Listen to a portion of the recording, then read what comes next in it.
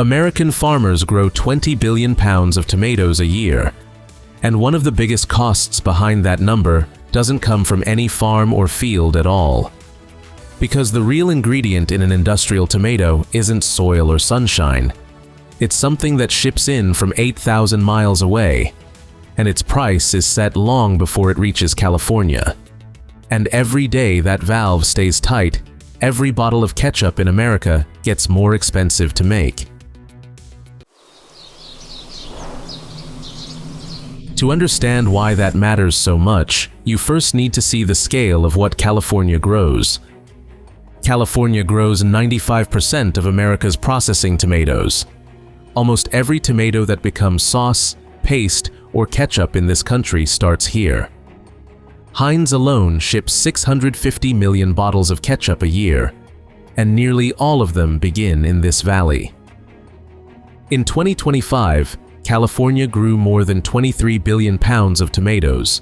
In 2026, processors signed contracts for just under 20 billion, and those contracts were locked in before energy prices ever even moved.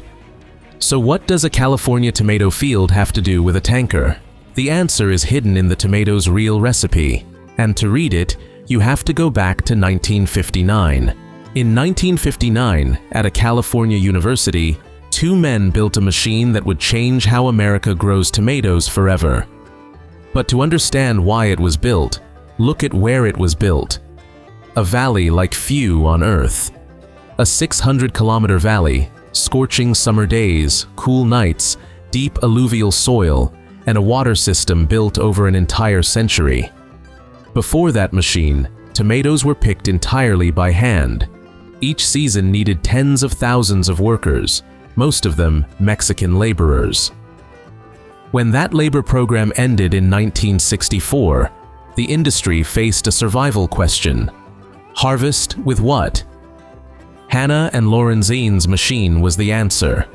It did the work of 30 people in a day. By 1968, machines picked 85% of California's tomatoes. But that machine quietly did something else.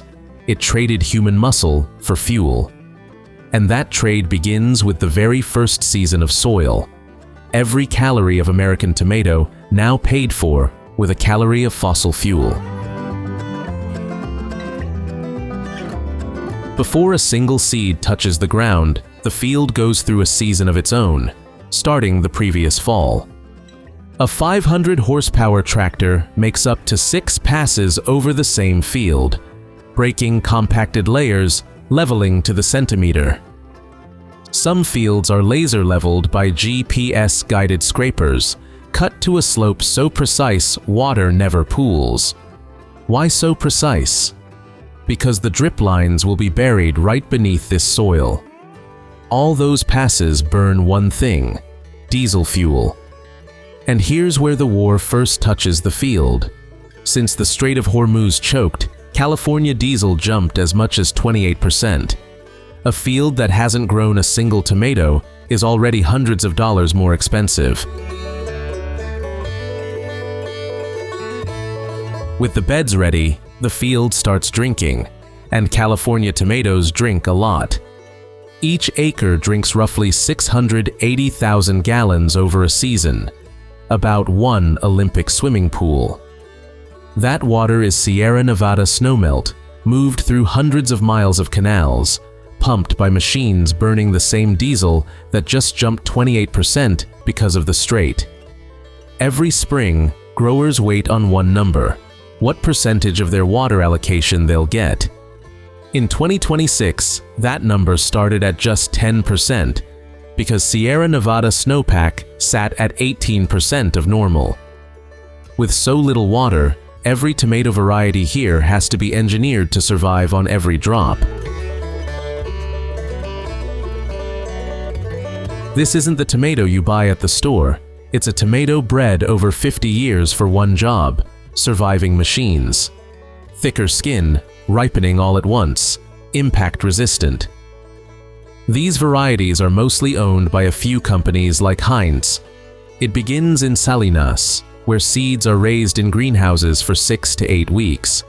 Greenhouses heated by natural gas, the same gas later squeezed into the fertilizer these very plants will drink. Once the seedlings are strong enough, they leave for the field, and even planting is done by machine. From March to May, mechanical transplanters set 25,000 plants an hour, precise to the centimeter. But planting is only 5% of the work. The rest happens underground, where no one can see it. Underground, those same tubes now do one more thing: pump fertilizer straight to the roots, on a schedule down to the day. And here's a secret few people know: nitrogen fertilizer is essentially natural gas, squeezed into a solid. To make it, a plant takes methane and air, then forces them together under enormous heat and pressure. And about a third of the world's traded fertilizer passes through a single strait, Hormuz. When the strait choked, the price of key nitrogen fertilizer nearly doubled in just weeks.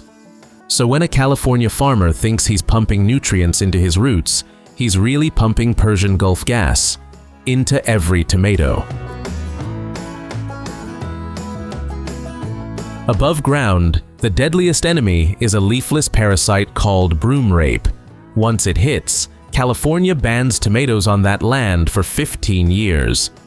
And the heat, the Central Valley tops 42 degrees Celsius at midday, forcing farmers to irrigate at night just to keep fruit setting.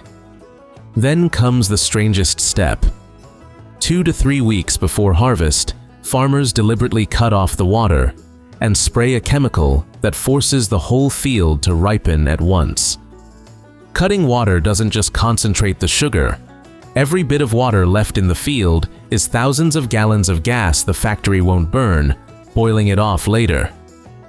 After 4 months of water, fertilizer, chemicals, and heat, the tomato turns red. And now, everything depends on the next 24 hours. By late July, the harvest begins. And this is where California agriculture stops looking like farming and starts looking like a factory built in the open air. The harvester rolling down the row is longer than a city bus and weighs 25 tons, a single machine doing the work of an entire crew. In 10 hours, one of these picks 75 tons of tomatoes, the same work that once took 30 people a full day, now done by burning diesel. A blade up front slides under the vines and lifts the whole plant out of the soil, then shakes it hard so only the ripe fruit breaks free.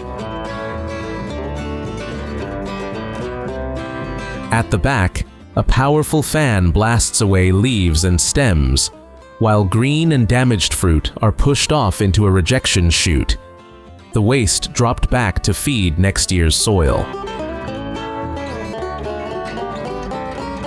But here's where it gets truly extraordinary.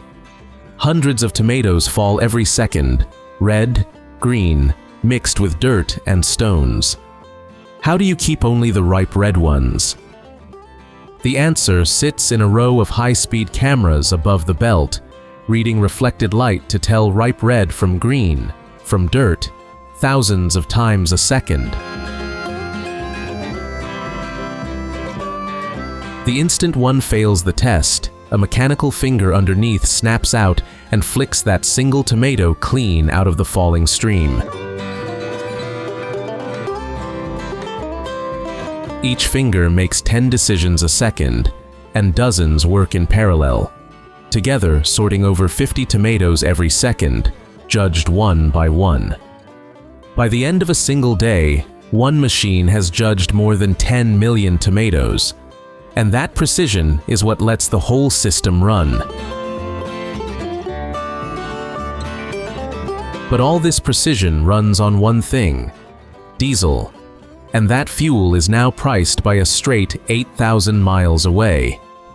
The reds ride a long conveyor and pour straight into a trailer running alongside, each one carrying 25 tons of fruit. Trucks leave the field every 15 minutes, day and night, because once picked, the The fruit must reach the factory within hours, or the whole load is lost. At peak season, stretches of Highway 99 turn into a red river flowing north, America's future ketchup, rolling on wheels that burn that same Gulf diesel. This whole machine, engineered seeds, laser-leveled fields, electronic sorters, is why California can feed 95% of America's ketchup. But it's also why, when one link snaps, the entire system feels it. And when those truckloads arrive, the factories do one simple, absurdly expensive thing: burn fuel to boil the water away. At the plant, the trucks don't tip. Instead, water floods the trailer, and the tomatoes float out a side gate in a red flume, over 2 million of them entering every day. A stream of water carries them down a steel channel. Dirt drains through slots, stones sink to the bottom, and the fruit rides on a cushion of water so it never bruises. These plants don't look like food factories. They look like oil refineries, condenser towers, steel pipes, and burners running day and night, all season long. Each plant swallows 3,000 to 6,000 tons of tomatoes a day, enough to fill a stadium with red fruit. Inside, the tomatoes drop into huge bubbling tanks where jets of air rise through the water, gently massaging every fruit to lift off dust and soil. Then a last optical sorter scans the stream, while workers stand along the belt, catching the few flaws the cameras miss. Next, the fruit slides into a sealed chamber, where high-pressure steam in just seconds makes the skin peel itself off, replacing the old method of soaking them in harsh chemicals. A blast of cold water stops the cooking, and soft rollers strip the loosened skin away without ever tearing the flesh. Then it's chopped into pieces just a few millimeters across. And here, a race begins, a race against the tomato itself. The instant the fruit is cut, enzymes inside wake up and start destroying pectin, the very thing that gives ketchup its thickness. The fix is called hot break, a burst of energy that heats the pulp past 90 degrees Celsius in under a minute, killing the enzymes before they win. This is why Heinz sits thick on your fries while homemade ketchup runs watery. It isn't the recipe, it's 60 seconds decided inside a machine. The hot pulp is then forced through fine sieves that pull out seeds and skin, leaving a silky red base, the raw material for every bottle. After hot break, the crushed tomato is basically red water. And here's a secret few Americans know: a tomato is 95% water. To turn it into the thick paste Heinz bottles, the factory has to boil off more than 4/5 of that water. How they do it is an engineering marvel, a falling film evaporator. Tomato juice is pumped into thousands of steel tubes and flows down the walls as a film only millimeters thick. Inside, the pressure is dropped so the water boils at just 60 degrees Celsius, not 100. And a drop of juice spends only seconds there before the water is pulled away. 4 of these run in sequence, dropping the water from 95% down to 6%, with no flames and no high heat, so the color and flavor survive. But there's a price. To hold that vacuum and fire the boilers that drive it all, one tomato plant burns as much energy as a small town. And most of it is natural gas. This is where the Strait of Hormuz enters the story directly. When the strait choked, California's gas price climbed 22% in 6 weeks, and every ton of paste suddenly cost more, just in energy.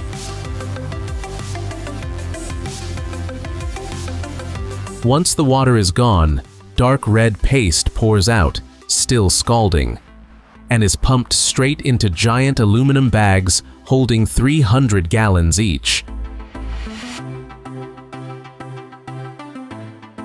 The bag is steam sterilized in seconds and filled in a perfectly sterile room, so the paste lasts 2 years at room temperature with no fridge and no preservatives.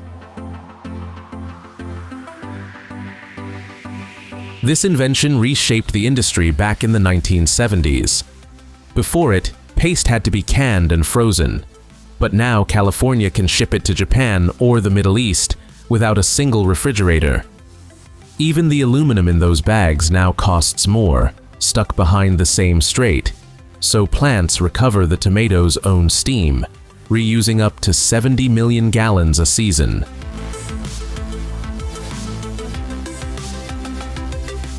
By the end of the line, a tomato picked this morning is dark red paste in a 300-gallon bag, carrying diesel, fertilizer, and Gulf gas in its price, bound for Ohio, Illinois, or the port of Oakland.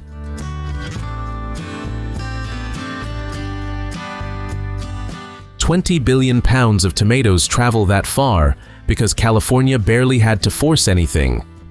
Farther north, in Oregon and Washington, America has to force almost everything just to grow a blueberry. To understand why blueberries became America's hardest crop, we have to start with the simplest thing of all: the soil beneath the bush.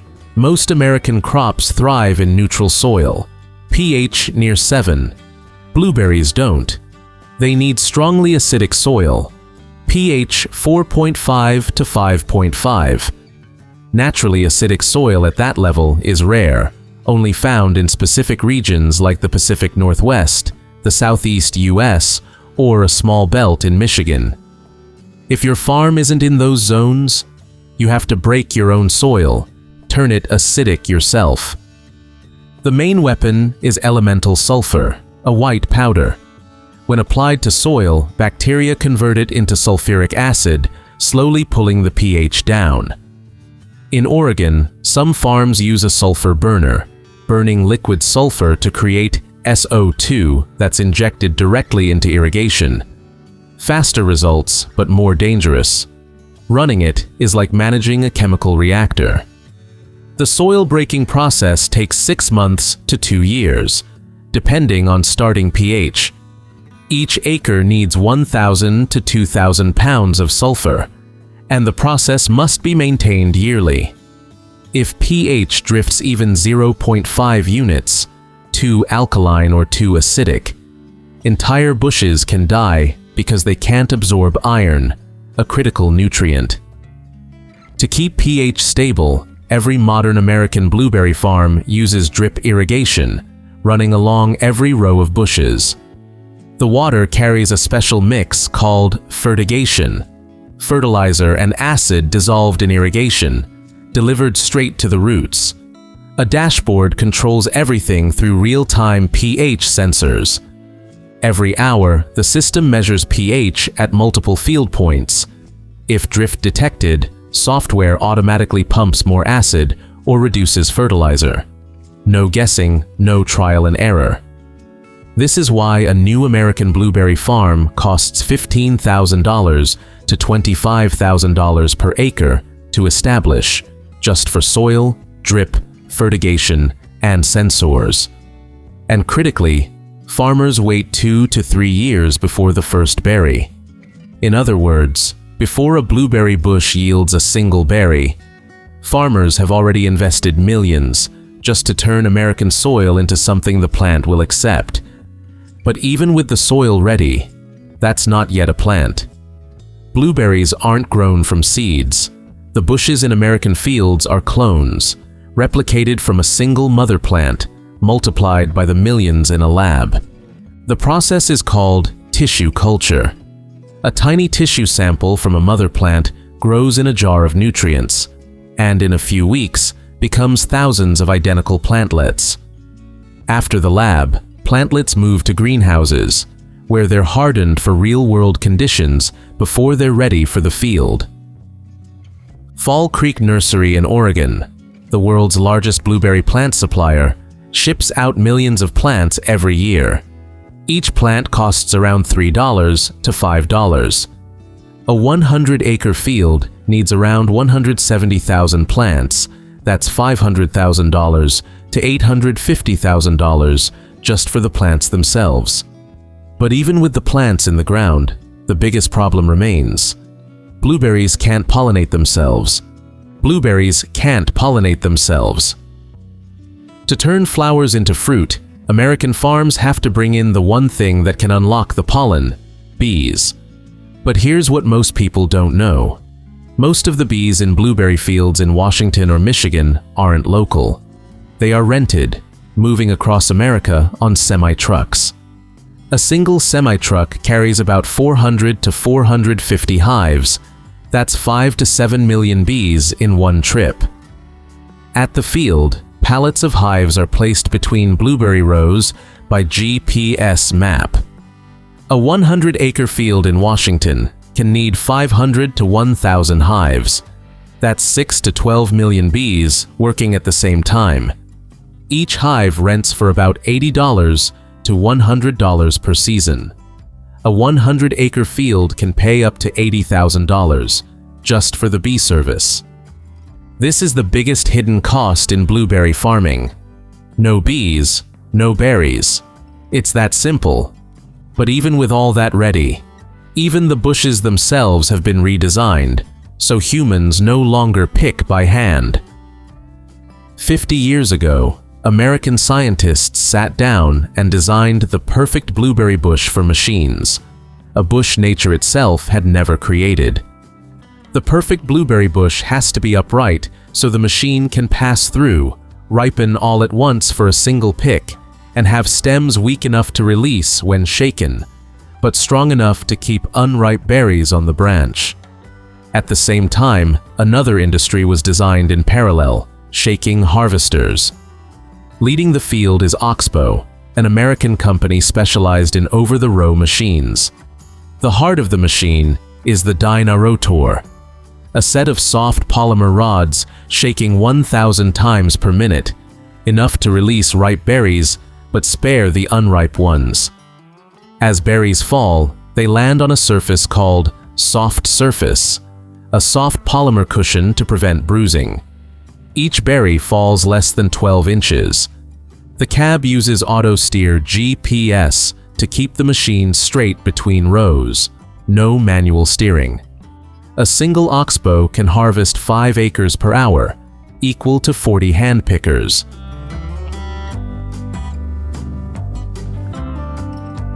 The oxbow only gets through because the blueberry bush was redrawn to fit it. In Washington, nobody is allowed to redraw a cherry tree. So before planting, they have to go find exactly the right spot. The story of an American cherry does not begin in the orchard, it begins in the soil. Before placing a single cherry tree, the farmer must dig deep into the soil below, testing drainage, pH, and the health of the land itself. Because cherry trees cannot tolerate waterlogged soil, just a few days of standing water can rot the roots and slowly kill the entire orchard for years to come. That is why the valleys of Washington, where gravelly soil drains quickly and the sky stays dry, became the ideal home for cherries.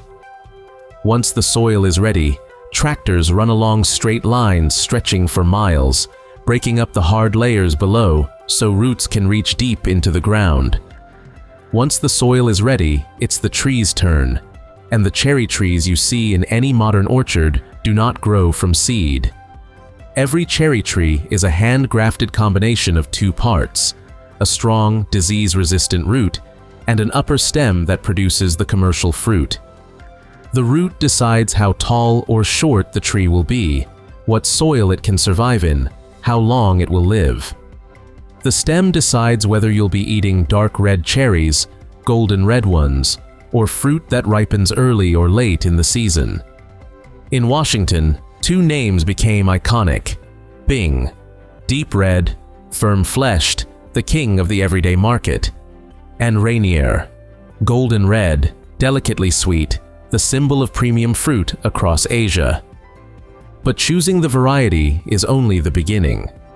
The way these trees are planted, the way they stand, has completely changed compared to 20 years ago. Modern cherry orchards are trained into fruiting walls, straight, even, and low enough that workers can pick fruit standing on the ground without ladders. Each tree is shaped into a fixed structure, support wires stretched like rails, and every cherry sits within arm's reach. Once the trees are standing in the soil, the next job in the orchard is bringing water to every root. In Washington, this water comes from melted snow on the Cascade Mountains, flowing down to the valleys through a canal network built over a century ago. But the water isn't poured freely. It travels through thin tubes, dripping precisely at the base of each tree, every drop, every hour. Compared to the old sprinkler method, this system saves more than half the water, and more importantly, it controls the exact moisture inside every cherry. In the Pacific Northwest, every drop of water is a decision, and every decision serves one single goal: putting a flawless cherry on a plane just a few months later. When the water lines shut down for winter, the machines return to the orchard, and the work of shaping the trees for the next season begins. A mechanical hedger runs down each row, cutting branches along a preset plane, turning thousands of trees into a clean, fruiting wall in just a few days. And the finer cuts, deciding which branch stays and which goes, still need a human eye.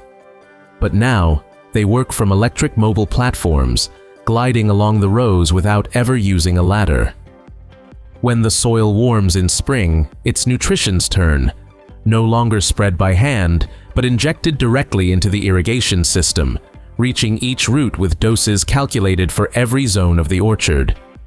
And once the sap is flowing fully, a new season officially begins, not with fruit, but with flowers. But cherry blossoms cannot pollinate themselves, and without the right intervention at the right moment, the entire crop can disappear within the first week. That's why every spring, thousands of trucks drive through the night from California and other states, carrying millions of beehives up to Washington. Once they arrive, the hives are placed between the rows, and within hours, millions of bees begin their own pollination race. Once the bees finish their work and tiny green cherries begin to form, a new threat appears in the sky. A single April frost can kill cherry blossoms in just one night. A single June rainstorm can split an entire batch of nearly ripe fruit. To fight frost, massive wind machines stand between the rows, linked to temperature sensors, automatically starting the moment the air drops to a dangerous threshold, all night, without any human presence. And when the frost gets too severe, a second system kicks in. Thousands of overhead sprinklers blanket the entire orchard with continuous mist. The water freezes around each blossom, and that very act of freezing keeps the life inside warm.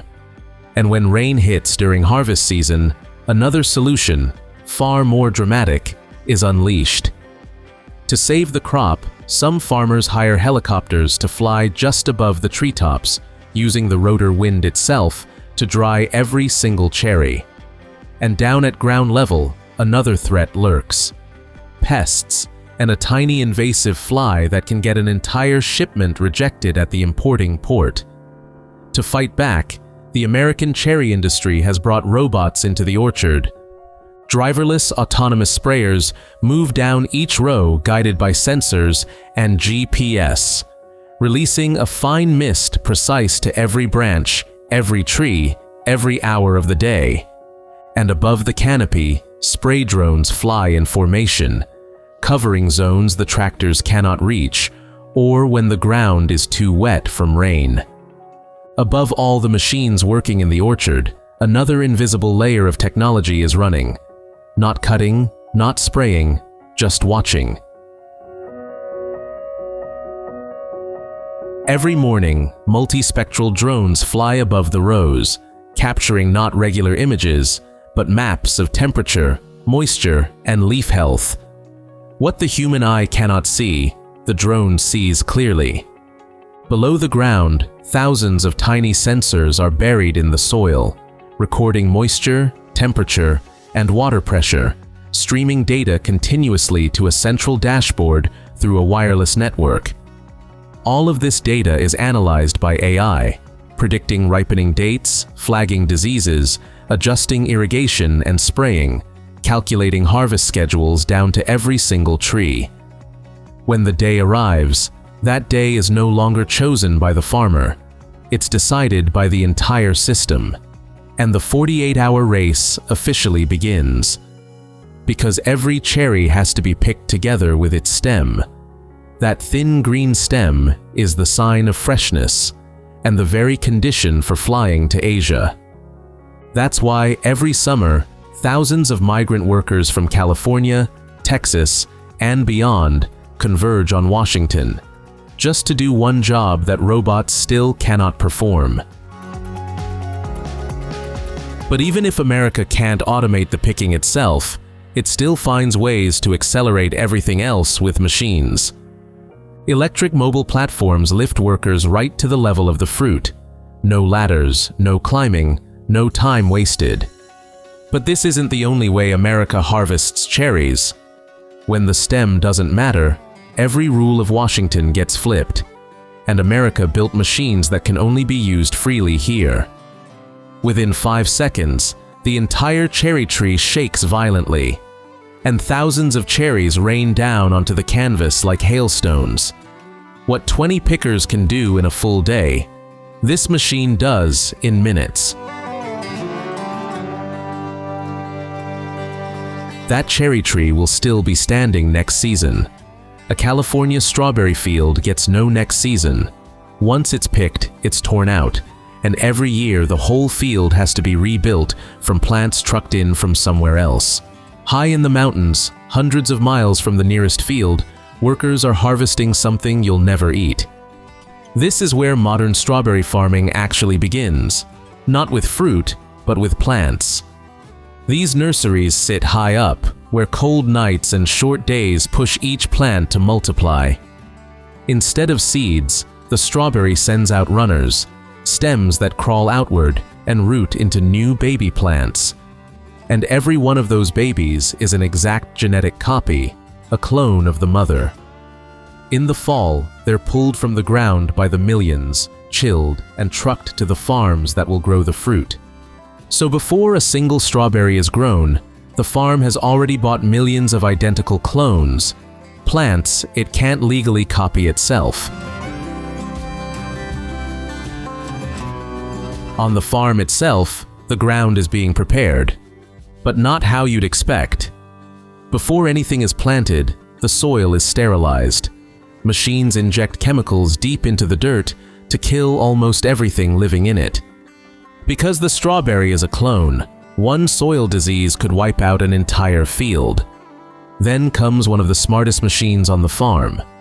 In a single pass, it does the work of several machines at once. It shapes the bed, buries the drip line, and rolls black plastic over the top, sealing the fumigant gas into the soil. Behind one tractor, row after row of identical mirror-flat bed appears, ready for the clones. And that black plastic isn't just cover. It warms the soil for a faster crop, smothers weeds, and keeps the berries up off the dirt, clean and unspoiled. Onto that plastic go the clones, up to 17,000 plants packed into a single acre. And at the end of the season, almost all of it is torn out. The plastic, the plants, the treated soil, every year the whole thing is built again from scratch. The clones aren't planted by hand. They ride a transplanting machine where workers sit and feed each plant into spinning cups. The machine punches holes through the plastic, drops each plant at the right depth, and packs the soil. Work that once took 100 people now takes about 20. From above, this doesn't look like a field. It looks like a single image, printed over and over. Every plant is nearly identical to the one beside it. Same genes, same strengths, and the same weakness. Just beneath the plastic, a web of tubing runs along every bed, feeding water straight to each plant's roots. The fertilizer travels the same lines, mixed right into the water, dosed precisely for each block. The whole field is fed through one system, efficient, but it also means whatever enters the water, every plant gets. A few weeks later, small white flowers cover the beds, and each one is the start of a single berry. Unlike many crops that rent beehives, strawberry fields mostly rely on wind and wild bees to spread pollen across the hundreds of tiny pistils on each bloom. Miss a few pistils, and the berry grows lumpy and twisted. And poor pollination isn't the only thing that deforms the fruit. Out in the field, one pest causes the very same damage. That pest is the lygus bug, a tiny insect that stabs its mouthparts into the young seeds inside a growing berry. Across a field of identical plants, it strikes everywhere at once, costing California growers around $200 million a year. So instead of spraying, growers do something that sounds absurd. They vacuum the bugs off the plants. Giant hoods pull air at nearly 50 miles an hour, ripping the bugs off the plants, over and over, all season long. But bugs aren't the biggest threat to a field of clones. The biggest threat is fungus, and it attacks in the dark. Then, in the middle of the night, something glowing purple starts rolling between the rows. With no driver. It's an autonomous robot, bathing each plant in ultraviolet light, burning fungal spores before they can spread.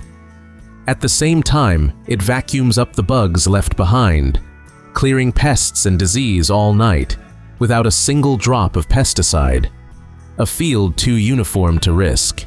So every night, it's handed over to a machine that stands guard against pests and disease. Machines can fumigate the soil, vacuum the bugs, and kill the fungus. But there's one job on this field machines still can't do. When the fruit turns red, picking it still comes down to human hands, one berry at a time. When the fruit turns red, the strawberry harvest begins, and it waits for no one. Unlike most fruit, a strawberry stops ripening the moment it leaves the plant. Pick too early, and it's bland. Too late, and it's mush. So every berry is judged by a human, eyes reading the color, fingers feeling the give, choosing the right fruit at the right moment. A strawberry is so soft that one wrong squeeze bruises it, which is why, for decades, no machine could replace the human hand. Because the whole field is cloned, it ripens almost together, so a single field can be picked 40, 50 times in one season. Pickers are paid by what they harvest, so they actually run, full trays in hand, to the checker and back into the rows. On the biggest farms, a slow conveyor crawls ahead of the crew, so pickers set trays on the belt instead of running, saving their legs and picking even more. And here's the strange part.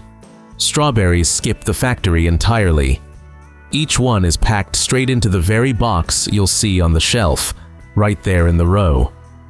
The fewer hands that touch it, the less it bruises. So with strawberries, the shortest path from plant to package always wins. From the row, the trays reach a nearby cooler within hours, where the heat is pulled out of the fruit almost immediately. From that moment, a clock starts ticking. The berry has just days to cross the country and reach the shelf. But all of it depends on people, and labor is more than half the cost of growing strawberries and harder to find every year. So across California, a race is on to build a machine that can do what was once thought impossible: pick a strawberry without crushing it. For over a century, strawberries were picked the same way, by human hands. Now, for the first time, machines are learning to take over. And it's one of the hardest jobs you could ever hand a robot. The fruit is soft and bruises easily. Many berries hide under the leaves, and each one ripens at a different time. But the robots have one surprising advantage. Because every plant is a clone, nearly every berry looks the same, so the machine only has to learn one shape. The race starts where it's easiest, inside greenhouses, where strawberries grow on raised benches and the fruit dangles out in the open. A robot rolls down the aisle, using stereo cameras to build a 3D map of each plant and pinpoint every berry. Once it locks onto a ripe berry, the arm reaches in, but never touches the fruit. It grips the stem and slices it with a razor blade. Leaving a bit of stem keeps the berry fresher, while a rival robot twists the fruit 90 degrees to pull it free with no stem. Before packing, each berry is scanned by 5 cameras from every angle, measuring its size and catching mold or bruises in an instant. Then, it sorts each berry into the right punnet by supermarket spec, rejecting the bad ones, and a fleet of them can pick year-round, day and night. But most American strawberries don't grow in greenhouses. They sit out in open fields, low to the ground, buried in a jungle of leaves. To a robot, fruit hidden under leaves is almost invisible, and you can't pick what you can't see. So American researchers came up with a trick that sounds like a joke: blowing a puff of air to part the leaves and reveal the fruit hiding underneath. Once the berry appears, soft silicone fingers close around it. And with that fan alone, the robot went from picking half the ripe fruit to nearly 3/4. But a single arm is still too slow to keep up with an entire field, so others thought much, much bigger. In Florida, a machine the size of a motorhome, over 30 feet long, crawls slowly across the strawberry field. Inside it are 16 robots working in parallel, each one taking a single plant, picking 16 plants at once. Each arm brushes the leaves aside, scans for ripe fruit, and clears an entire plant in just 8 seconds. The whole machine drives itself with 360-degree radar, running non-stop day and night, covering 8 acres a day. And it doesn't just pick. Inside, the fruit is inspected and packed right there, a tiny factory rolling through the field, now nearly as fast as a human crew. And that race is now arriving in California, where nearly 9 in 10 of America's strawberries are grown. One startup just brought a 2-armed machine to the field, with soft grippers that hug the berry instead of squeezing it. The result? Only about 4% of berries get bruised, on par with a skilled picker. But it works 2 to 3 times faster. And a single person can oversee 8 of these robots at once, replacing an entire picking crew. 8 robots still need 1 person watching. The American dairy cow has been pushed further than any machine. She makes more milk than this country knows what to do with. And a lot of that surplus is bred right into the cow. The black and white Holstein has been pushed over generations to give staggering amounts of milk, far more than it did decades ago. Step back, and the scale comes into view. This isn't a small family farm. It's a milk factory, home to thousands of cows under one operation.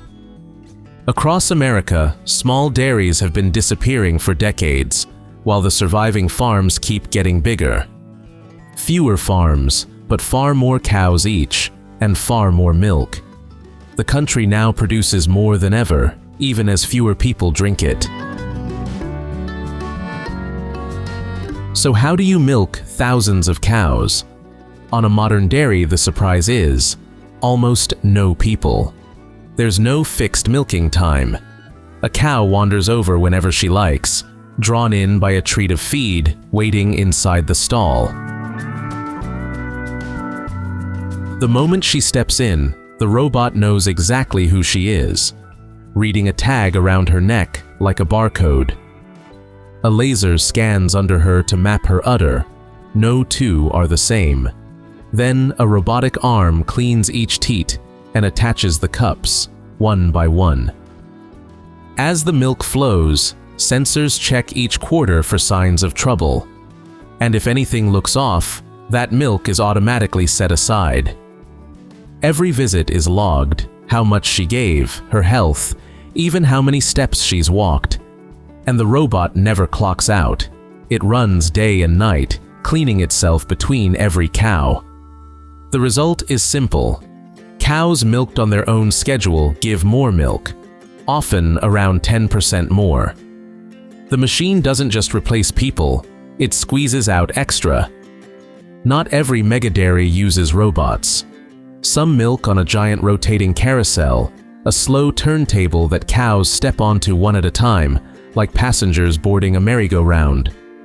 By the time the platform finishes a single slow turn, each cow has been cleaned, milked, and is ready to step back off, all on the move. The biggest of these can hold more than 100 cows at once, a milking machine the size of a building.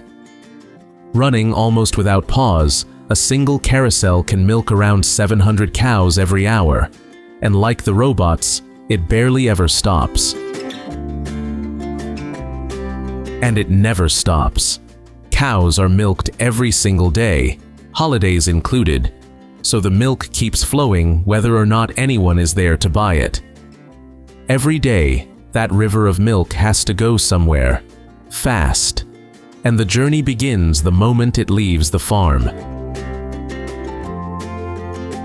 Within hours of leaving the udder, the milk is racing down the highway in a refrigerated tanker. These trucks run around the clock.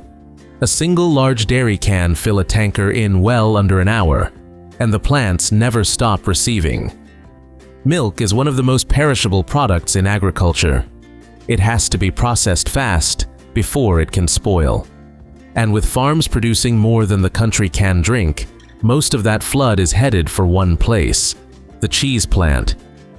At the plant, the milk pours into towering steel silos, some holding hundreds of thousands of pounds at once. Before anything is made, every load is tested and standardized, adjusting the fat and protein so each batch of cheese comes out exactly the same. The milk is pasteurized, then flows into massive cheese vats, stainless tanks the size of small swimming pools. Here, the milk stops being milk. With a few added ingredients, it's about to begin its transformation into cheese. First, living bacteria are stirred in to sour the milk, followed by an enzyme called rennet. Within minutes, the whole vat sets into a soft, jiggling gel. Then, rows of steel blades sweep through, slicing the gel into thousands of tiny cubes, and the instant they're cut, they start weeping out a greenish liquid: whey. The cubes are gently cooked and stirred until they firm up and shrink, squeezing out even more whey, which is drained off at about 9 pounds for every pound of cheese. What's left is a mat of pale yellow curds, and from here, they pour onto a moving belt. But this is no ordinary conveyor. It's a 3-story river of cheese, one of the longest in the world. As the curds travel, the machine stacks and turns them, fusing them into solid slabs. Further along, blades chop the slabs back into pieces, and salt rains down over them, for flavor, and to stop the cheese from souring any further.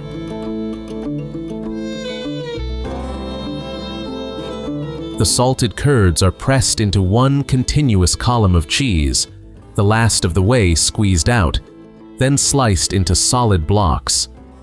A single line like this can turn out more than 40,000 pounds of cheese an hour, filling a 500-pound barrel in about 40 seconds, without a single hand touching it. But these aren't the wedges you'd see in a store. They're 640-pound blocks and 500-pound barrels, vacuum sealed for the long haul. But cheddar is just one path. The very same milk in the very same kind of plant is turned into completely different cheeses, each with its own machines and tricks. Take mozzarella. Here, the curds are never cheddared. Instead, they're fed into a machine that bathes them in scalding water and churns them with giant twin screws. Under the heat, the curd melts and stretches into a smooth, glossy, elastic rope. One machine pulling out thousands of pounds an hour.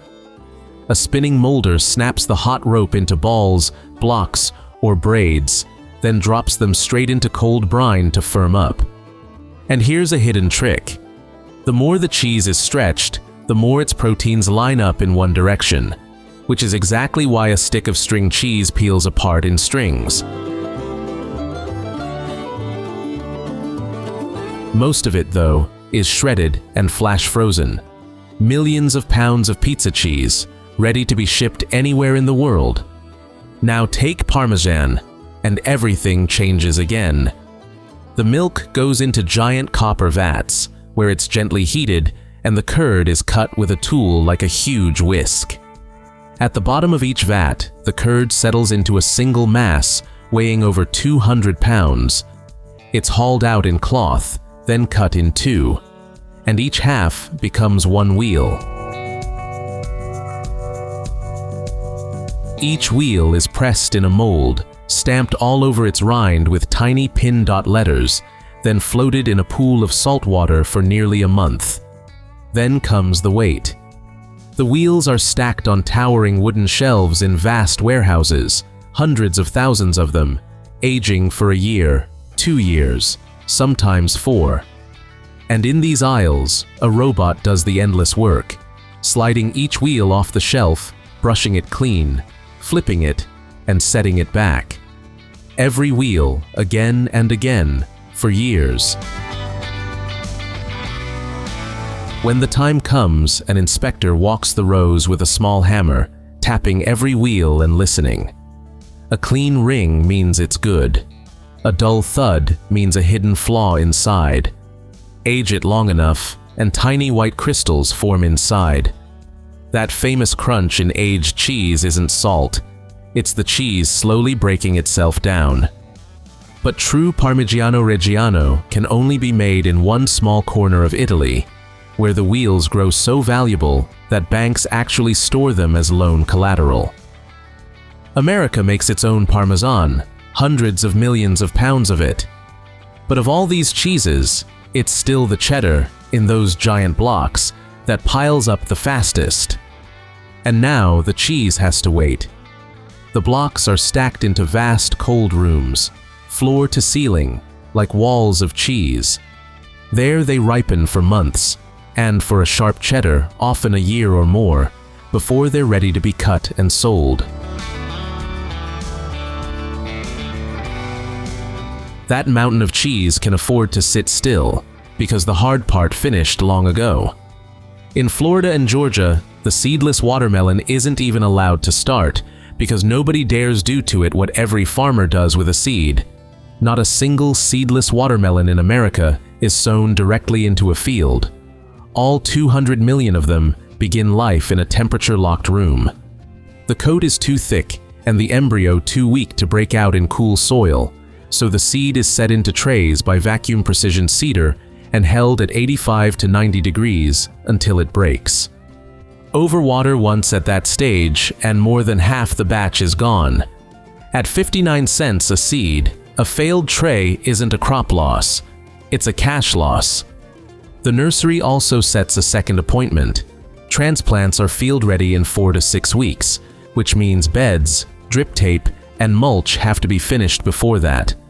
Because if the ground isn't ready when the plants are, every dollar sitting in that room is just sitting. One tractor pass does all three, raising the bed, burying the drip line, laying the black plastic. Not to save time, but because the soil has to be warm before a triploid root touches it, and that root survives no cold shock. Seed that costs many times more, plus 6 weeks of nursery, plus plastic, plus drip line. 4 layers of cost stacked before a single transplant touches ground. Every dollar is now in the ground. The plant cannot pollinate itself. The harvest has to reach 200 million fruits. And the only thing with any control over what happens next is not a machine. It's 60,000 bees on a flatbed truck, and the farmer owns none of them.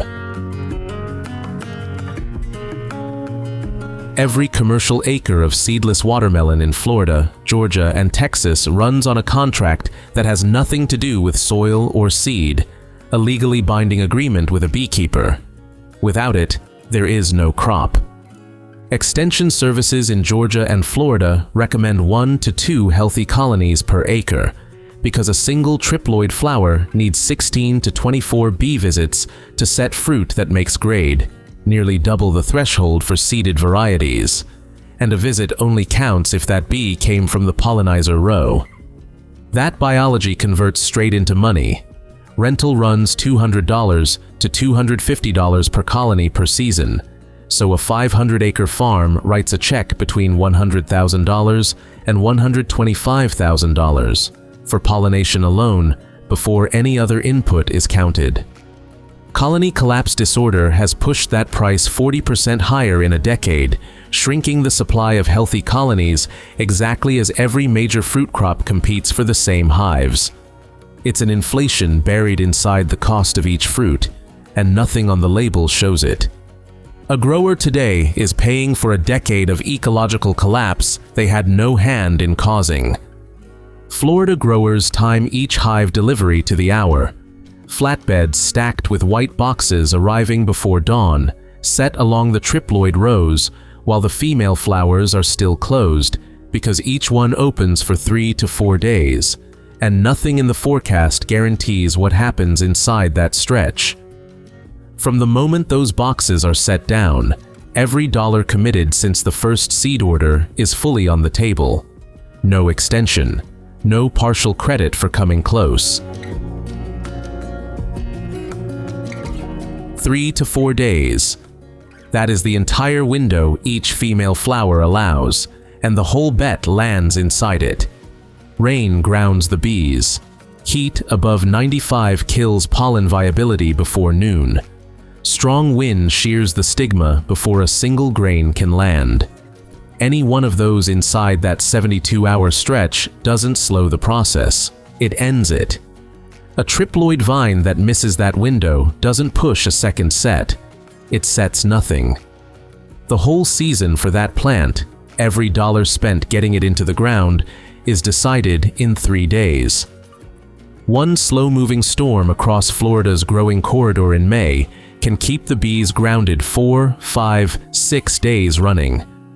By the time the sky clears, every flower in those fields has already closed.